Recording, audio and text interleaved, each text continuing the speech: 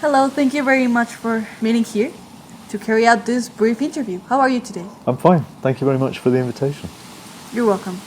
So, as an aspiring artist, and actually I want to work in the animation field, I feel very lucky to have you here so you could give us a little bit of advice to everyone that's going to read this magazine. So, if you wouldn't mind, we're going to start with the questions. Go ahead. So, how were you as a child?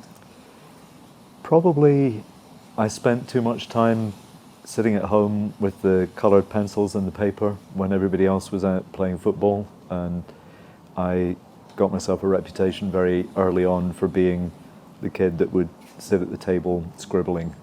And then I guess that didn't go away as I got older. I was lucky enough that my mum and dad encouraged me to follow that path and to be artistic, even though at that time a lot of parents were kind of suspicious or terrified if their kids wanted to do something artistic, because the general idea was you weren't going to make a living or have a life if you were an artist. It was a life of poverty and struggle. So I was lucky. My mum and dad were happy for me to pursue that. So yeah, I was looked after in that respect and encouraged. Well, that's fantastic. It's very great when your parents actually support what you're doing and have your back in that. Yeah, they were. My dad was a journalist. Oh, My interesting. mum was a teacher for young primary school kids. And each year in Edinburgh, where I grew up, there was a big artistic cultural festival in August and September. And because my father's newspaper would publish reviews of all of the concerts and theatre performances, they would get free tickets to everything. So I got taken to see Shakespeare, opera, Japanese puppet theatre, ballet, all kinds of things, and I never had to pay for it. So yeah, I was lucky in all directions. You were lucky to grow up in an artistic place. Yeah, for sure. But how would you describe the place you grew up? Edinburgh is cold compared to Mexico. I guess that's. But Scotland itself is so far north. It's difficult to find a warm corner of Scotland. But the city that I grew up in was very focused on the arts and creativity during that period of the year in August and September. The rest of the year, it wasn't necessarily quite so rich culturally, but it had a lot of theatre. I probably spent more time in the theatre as a child than I did in the cinema. But it was a different world. We had television, but it was black and white.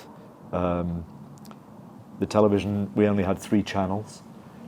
You couldn't record a television program, so if you were interested in animation, you couldn't take your favorite cartoons from the television and put them on a videotape or a DVD. You either watched animation when it was on television or in the cinema, or you couldn't buy it and take it home with you. So the city was different, the country was different. It was a different century, different period. So yeah, it was a long time ago, but it was. I didn't feel that I lacked anything when I was a kid, but I guess people looking back now with the internet and everything available 24 hours, it would have seemed strange. They would think, like, how did you live without recording tapes or the But Walkman? how did you leave the house without your telephone? Well, Yeah, the exactly. telephone was stuck to the wall, so You cannot take the whole couldn't- wall. you couldn't take the wall with you. Yeah, How unfortunate. exactly. Is kind of a random question, but is there any flavor or color that reminds you of that place where you grew up or a very specific time? Flavour is probably a bad question because the food in Scotland when I was growing up was not very good. Okay. My dad was a good cook and he made lots of efforts to cook things in a more healthy way, but the traditional Scottish diet was too much fat, too much sugar. So memories of childhood, it would probably be all kinds of sweet things that we would buy from the sweet shop or that our aunties or our grandparents would give us. But it was, a lot of sugar, not good for you. Colour in Scotland, much more muted. than it is in Mexico. Everything here is much more tropical and intense, and I guess for me the kind of palette of my childhood was green, brown, grey, blue, very subdued. So for me Mexico is a great kind of explosion of colour by comparison, and flavours too. Well, thanks for that for Mexico. We appreciate it over here very much. Do you have any childhood memories that have inspired you through your life or career? Absolutely. One of the places that we would go every year when I was a child was a small village in the northeast called Cromarty, and it was beside the sea. And we stayed in a house that we rented. It was a large house, so I would stay there with my two older brothers and my parents, and my uncles and aunts and cousins would come, and there was room for everybody. And I have two older brothers who are 3 years and 5 years older, but I have a cousin who's 15 years older than me, and for various different reasons we're much closer than I am to my brothers. And he was kind of like a first child for my parents, and he was very musical and very artistic.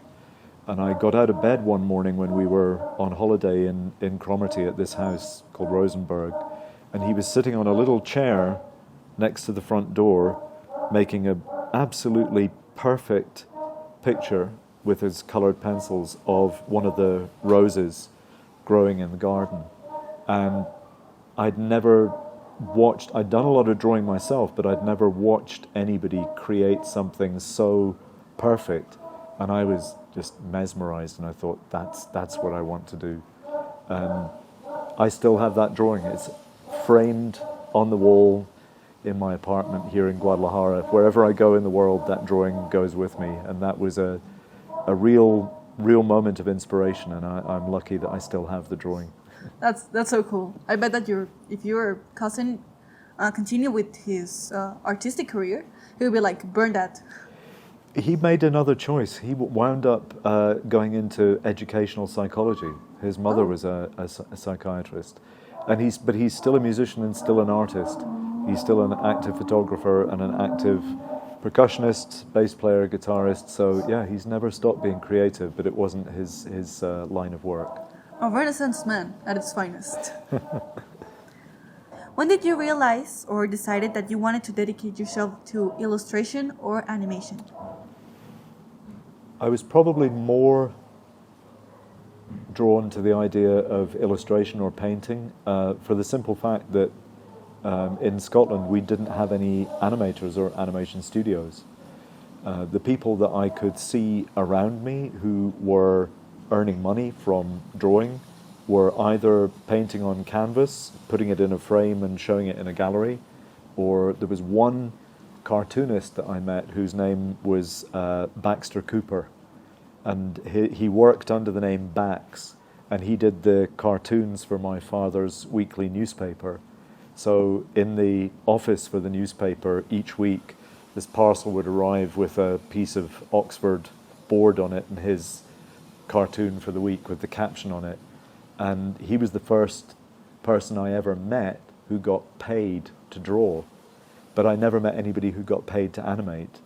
And it's important to remember in the 1960s, people really didn't travel around the world very much, particularly from a place like Scotland. So we had a kid in our class whose father had quite a lot of money, and one year he took the family to Disneyland. And when the kid came back to our school after the summer break, he was like a god, not just because he'd been to Disneyland or been to America, he'd been on an airplane. Oh. And everybody wanted to know what it was like to fly. And today, Wednesday, I go to Mexico City, I go to the airport, I get on a plane. When I was a kid, that wasn't what happened. And animation, as I saw it on the television, we would get the Flintstones or Don Gato when we came in from school. There was a Tom and Jerry double bill on a Tuesday, and at Christmas and Easter and summer holidays there would be a Disney special. But it was clear that all the animation that was really good came from America, but America was like the moon. And as a kid, for me to imagine that I would grow up and have the opportunity to be an animator was as unlikely as having the opportunity to go to NASA and go to the moon. It was a very, very unlikely path. So illustration and painting, yes, I thought when I went to study in Glasgow at the art school that I was probably going to be a painter. And one of the things that changed my mind was I met some painters, and the lives that they led didn't seem the kind of example I wanted to follow. So I felt very lucky when some opportunities came along for me to start working on videotape and move more towards doing work on film. But certainly illustration and painting were options from very early on, because those were professions of a kind in Scotland, even though we didn't have any animators or movie makers. Is there any moment in your life or your career that you decided or regretted doing something? I've regretted some decisions in the way that I think everybody does. You know, you think, maybe I should have done this differently, or maybe I should have behaved in a more sensible way. But I wouldn't say that I spend too much time or energy on regret. There's not much you can do about it after the event, except try and learn from it and not make the same mistake another time. But no, I mean, for most of the time that I've been working, I've been very, very fortunate, really lucky, very lucky to wind up living and working here in Mexico. So I don't have much to be sorry about or too many regrets, now that you ask. But yeah, I don't. That's I can't fantastic. think of too many. And even if you had, let's put our energy in positive things. Like, Always. yeah, it happened. Always. I went to a plane for the first time. Exactly. What was the first job you were paid for? I mean, once you were in the animation industry. My first job in animation was in 1987, and it was on a movie called Who Framed Roger Rabbit. And the circumstances in which I got the job were completely peculiar and unlikely. I studied design when I was at art school in Glasgow for 4 years, and my instructors, my professors, my teachers hated my drawing because it was too traditional. My goal when I went to art school was to learn to draw like the artists of the Renaissance. I wasn't interested in trying to be modern or different, or I just wanted to learn the basics of the craft. And that was very unfashionable in the 1980s. So in my first year at art school, everything was fine, and we were encouraged to draw, and I got good reaction to the work. But when I went into the graphic design department, they told me that this was over, nobody needed that anymore, nobody did that anymore, and I needed to develop a style and do something that was more cool. And I got the opportunity to start working in the movie industry by training to be a film editor. At the time that I graduated in 1983, the trades union that controlled the entertainment industry was very strict, and they had what was called a closed shop. So you couldn't get experience if you didn't have a union card, and you couldn't get a union card if you didn't have experience. And every year they would allow only 3 new people into the movie industry, and you couldn't train for any of the creative jobs, like being an art director or a production designer. You had to choose a technical role, so you had to be either a trainee sound recordist, a trainee camera operator, or a trainee film editor. And I had done quite a lot of work on videotape, and I'd made quite a lot of mistakes in the editing process, and I realized that that was probably the kind of boiler room of the movie making ship. So I applied to train to be a film editor, and for several years that was what I did. And I got the opportunity to move to London in 1985 to work on a movie that was made in 2 3-hour parts. So it was 6 hours of cinema movie based on a Charles Dickens novel. And I ran the cutting room, and I did all the sound effects editing.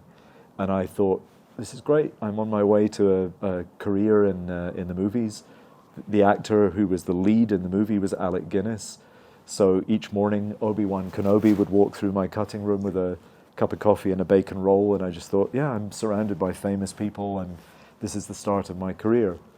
But all of the money in the UK film industry disappeared. And it was almost impossible for anybody to get funding to make other movies. So when I finished that project, I couldn't get hired by anybody else. And each Monday morning I would go into the centre of London to buy a trade newspaper called Screen International to look for the adverts for people looking for film editors. And one morning there was a picture of Mickey Mouse. And I thought, why is there a picture of Mickey Mouse? And it said Walt Disney Animation are looking for talented animation personnel to work in their new studio in London on a movie combining cartoons and real performers. And I thought, I will make coffee if I get the chance to work on that movie. I don't care what I do. So I wrote to them, but because my tutors at art college hated my drawing, I didn't send them any artwork, and I didn't have any animation experience. So I wrote and said, I'm in London, I'm working as a film editor, can I work on this project? And they didn't reply. So I found the phone number, called them up, and the producer got on the line, and he got my letter out of the trash can, and he brought it to the phone, and he said, well, we didn't reply because we have a very, very tiny cutting room, and we have all the film editors we need. He turned the page to my resume, and he said, but you spent 4 years at art school in Glasgow, can you draw? And I said, yes. And he said, can I look at your drawings? I said, well, I haven't got any animation experience. He said, I don't care. So 2 hours later, I was in his office with my portfolio of art school drawings, and all the drawings that my art school tutors told me were rubbish got me hired by Disney. So that's how I began. That's fantastic. Kind of unlikely, kind of amazing, but yeah, thank you, God. A history aside as the movie itself that you worked on for the first time. It was a very scary experience. We were led into a projection room on the first morning that we were hired, and they had made a test sequence to prove that this technique they had developed would work. And nowadays, with all of the kind of seamless digital toolkit, and you see the digital visual effects, everything looks, you can't see the join. But in movies like Mary Poppins and Bedknobs and Broomsticks, anything where they had, they'd been trying to combine cartoons and real people since the 1920s, but it always looked a little bit stiff because you couldn't move the camera, because the perspective would change on every frame, and that would be difficult and expensive.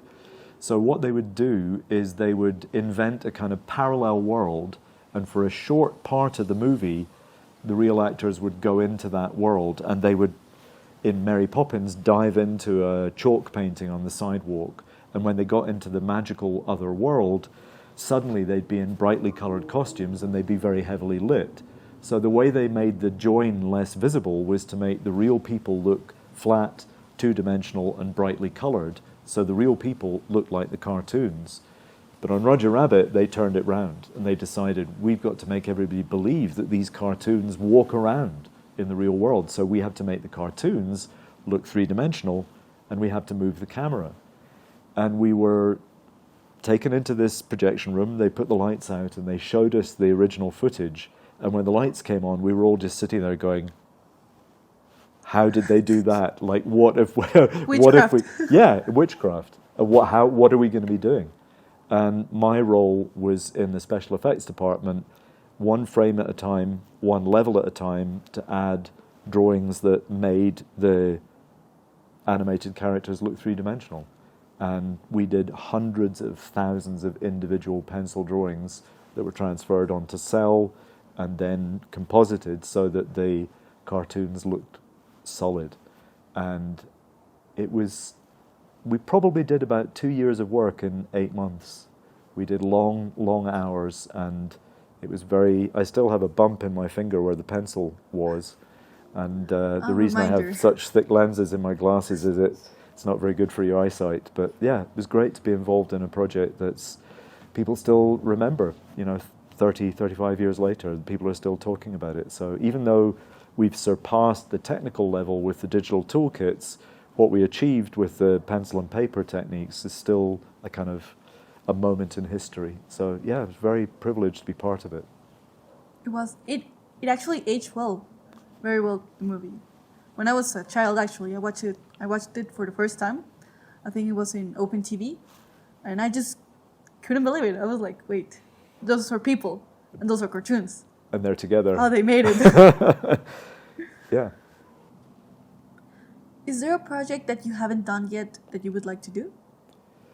I would really love to be able to make possible here in Mexico the kind of learning experience that we had in London with movies like Roger Rabbit.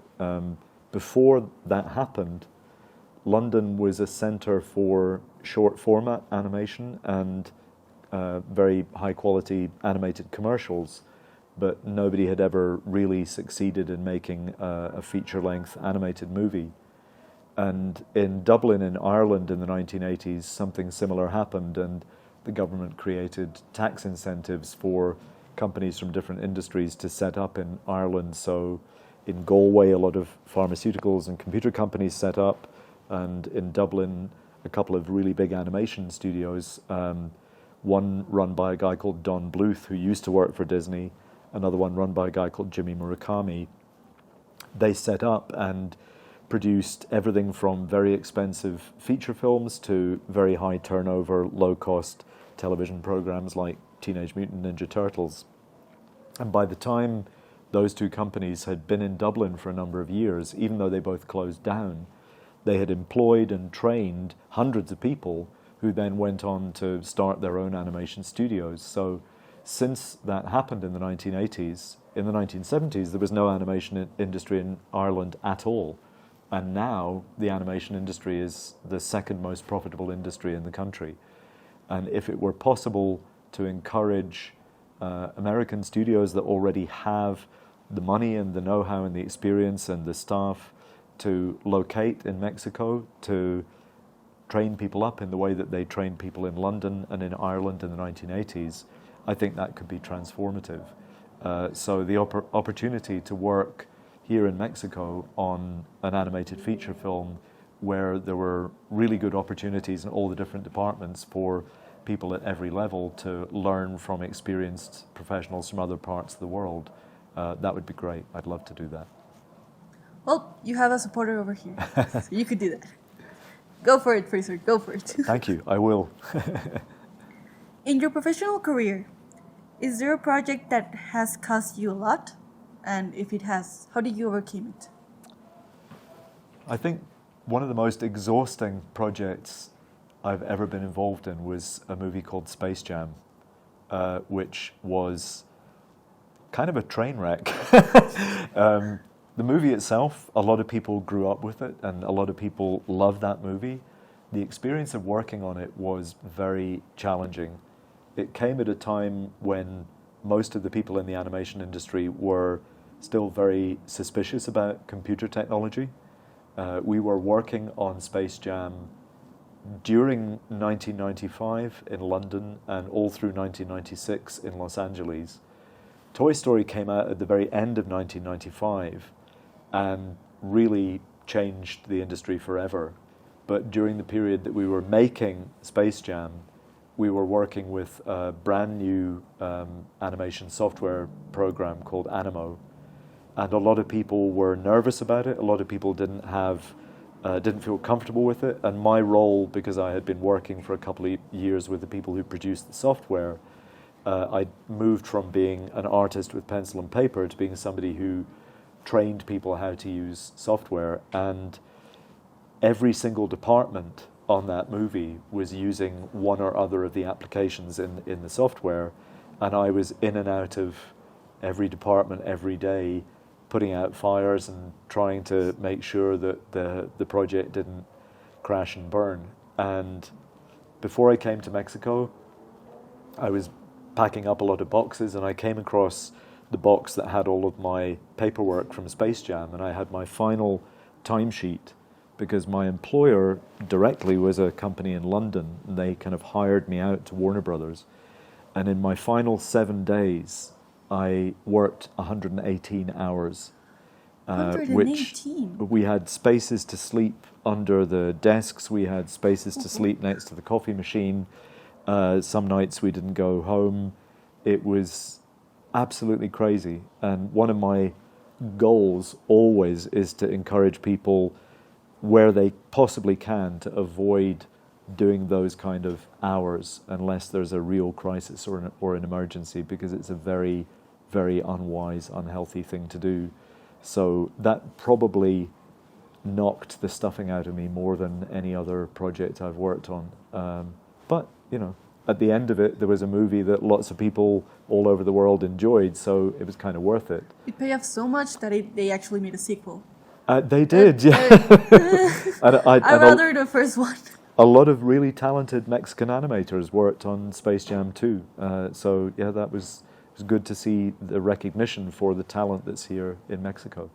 Fantastic to see that. Well, now I'm never going to watch that movie again. Now, every time I watch it, I'm going to be like, Fraser slept under his desk for this. I should cherish every minute of this movie. For sure, yeah. Do you have any favorite project where you really enjoyed the process, or are you very proud of the results? When I got hired to work on Tarzan, the opportunity was there to be employed as what they called an artistic coordinator. And it was very similar to what I did on Space Jam, and it was immediately after Space Jam. But the difference was the Disney Studios kind of invented the whole process. And up until the 1990s and movies like Space Jam and Prince of Egypt at DreamWorks, they really didn't have any competition. Other people occasionally succeeded in other countries in making a feature-length animated film, but it never had the same impact globally that the Disney films did. And when I went to be interviewed, I met with Chris Buck and Kevin Lima, who were the directors, and they said, well, we would like to offer you the job of artistic coordinator, but we want to know if you have any fears or doubts or reservations. And I said, yeah, all I have is fears and doubts and reservations, because I've never worked on a movie where I get to be involved in the process from the storyboarding all the way through to the McDonald's Happy Meals, and there's a lot of it I don't know. And Kevin Lima said, well, the only way you could know is if you already worked here, because we're the only people that do it. So he said, as long as you're prepared to go with the idea that the only question that's a stupid question is one that you're too scared to ask, come on board, and if we're in a meeting and we're using terminology or vocabulary that you don't know or understand, stop the meeting, put your hand in the air and say, I don't know what you're talking about, and we will tell you and we'll carry on and nobody will think that you're an idiot. And I thought, well, that's great. I get to be an idiot, but I don't get the blame for it.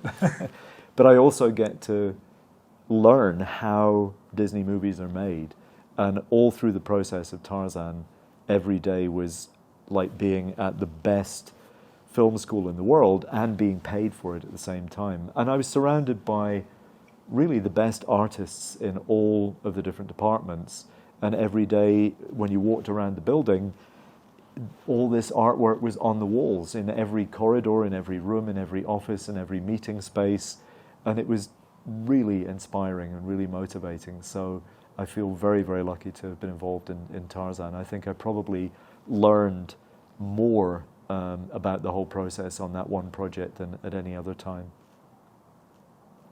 Thank you very much. Okay, so a curious question. Is there any job or film, short, it could even be a commercial, that you wish you've done or participated in? That I wish I had, or there's something that I didn't work on. Something you didn't work, but you saw it and was like, I want to. Yeah, I wish I'd worked on Iron Giant. But Iron Giant was being made at the same time as Tarzan, so I couldn't do both. And a lot of my friends worked on Iron Giant. And I do like Tarzan as a movie. I'm not quite so attached to Tarzan as a character or the kind of background narrative. But Iron Giant was not only a beautiful film, it was made for much less money than most of the movies that are made in the Hollywood studios. And it was a movie that had a very real message about peace. It was a message also about following your destiny, the whole dialogue between Hogarth and the giant where he says, you are who you choose to be.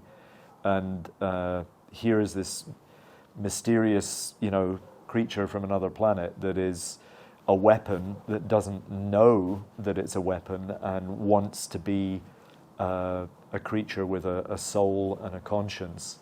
That's kind of beautiful and heavy at the same time. But that movie made me cry like 7 times the first watch, and then I rewatched it and I was like, I'm not gonna be as affected as before. I was. which is exactly why, to me, that would have been a great project to be involved in, because I think it's still. I know so many people who had the same reaction that you had when they saw it, and people of all ages as well. It's not just a movie for children, and it's not just a movie for adults. It's a universal movie. So that would probably be the project that I wish I'd had the chance to work on. So this question might seem a little off place, but what do you think about the people that say that animation is only for children? Well, they are wrong now, and they have always been wrong. People only say that if they don't know the history of animation. To begin with, I mean, what we've discovered really in the last 10 or 15 years, animation is much older than cinema. If you look at the cave paintings from France and Spain, which are tens of thousands of years old, what they've discovered. There's a paleontologist in France called Marc Asema, and they now have very high-resolution images of all of these paintings, and many of them are line artwork, either with drawings positioned next to one another or superimposed. And if you separate out the drawings of the individual creatures and you keyframe them in the computer, they animate. They're movement studies. And if you think about cave paintings, most people, the image they get in their head is an image of an animal, and usually it's in profile. And there's a good reason, because the only people back then who knew what one of those animals looked like from face on didn't live long enough to make a drawing of it. And if you look at the animated sequences that we see in the cave paintings of a creature like a buffalo, many of the buffalo are drinking water and flicking their tails, which for our ancestors was a sign that they're not paying attention, they're vulnerable, we can kill them, we can eat them. If you look at the keyframe studies in the cave paintings of the mountain lions, where they're moving their shoulders, that's saying, if we don't get out of the way, it's going to kill us and eat us. So it's all food chain information, it's all survival information, and it's the first animation. There's even a bone disc, which is something that we call a thaumatrope, where in the Victorian era, they would make these little cardboard discs that you would spin. There would be a picture on one side with an empty bird cage and a picture of the bird on the other side, and when you spun the disc, your persistence of vision in your brain told you that the bird was inside the cage. The oldest one of those that we know is of 2 positions of an antelope, and it's an animation sequence of an antelope. So our adult ancestors were studying movement for survival reasons all these thousands of years ago, and ever since the beginning of animation for cinema, there has been animation for adults and children. One of the reasons that animation for children became so prevalent is that animation is expensive, and to get the money back, you need the widest possible audience, and the widest audience globally is the family audience. So if you create entertainment that is animated, that pleases all age groups, you're more likely to be able to pay for it than you can if you make it for a smaller group of people. More recently, it's become more affordable, so that is less of an issue, but there has been animation for adults for as long as there has been animation. In what interesting places have you lived? Mexico, Norway, Austria, Scotland, England, United States, all for work. I'm really not.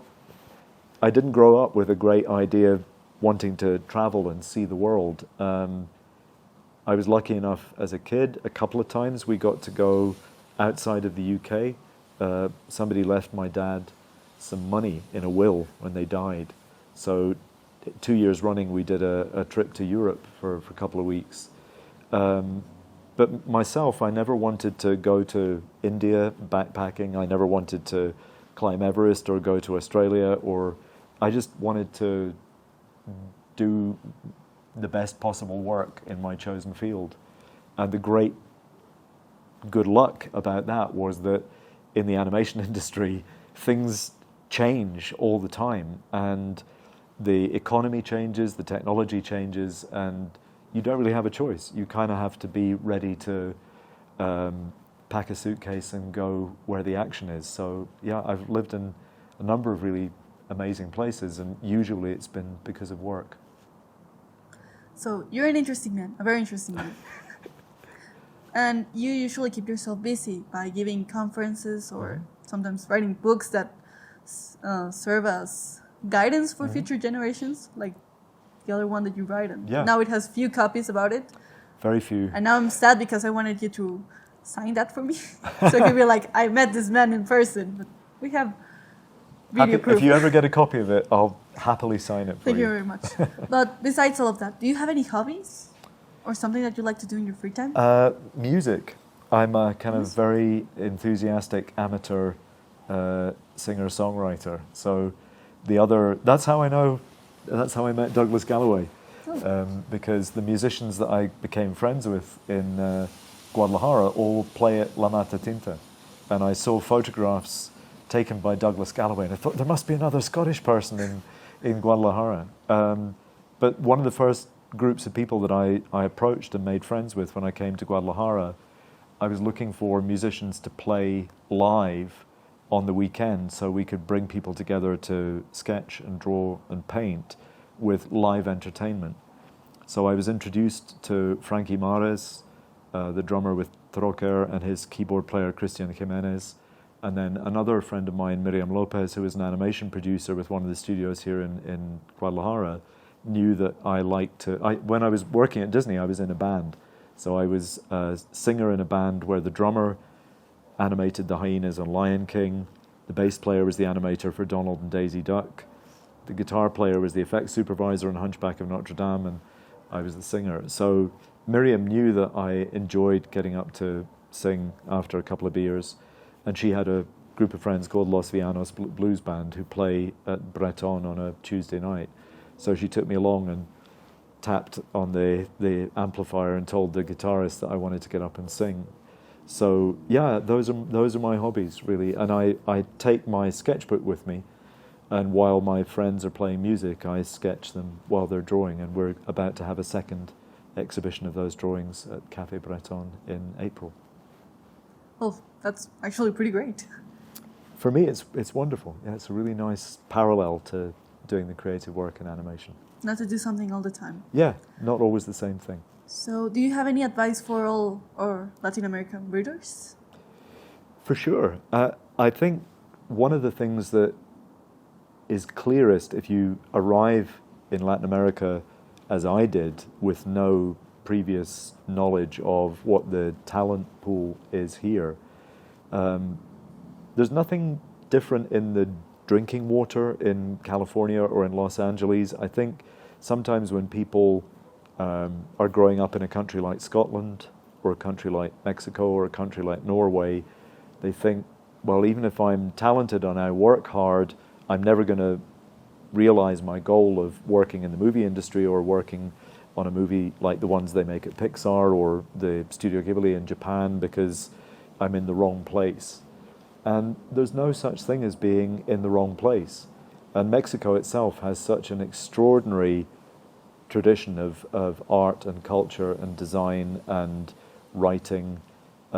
It's a great time to be Mexican, and it's a great time to be in Mexico, entering the animation industries, the video games industry, the virtual reality industry, what you see happening in visual effects. And you have so many amazing movie makers who started out in Mexico, like Guillermo del Toro, Alfonso Cuarón, Jorge Gutierrez. And if you take movies like Coco or Libro de la Vida, Coco it's a great movie, but it looks exactly like all the other Pixar movies. Libro de la Vida it's like spending 90 minutes inside Jorge Gutierrez's head, and he and Sandra Ikiwa, who did all the design for the characters and the world of Libro de la Vida, they did something very bold and very different and very courageous in the art direction, production design style of that movie. And I haven't seen anybody be as adventurous or deliberately different in their approach since then. And I think there's a real potential for people to carve out a clear identity, visual identity for the Mexican animation industry. So I look forward to seeing what people produce here. Well, thank you very much for sharing your experience, and I hope that we see soon in a more professional type of way. Thank you very much In for the the animation invitation. studio. It's a great pleasure.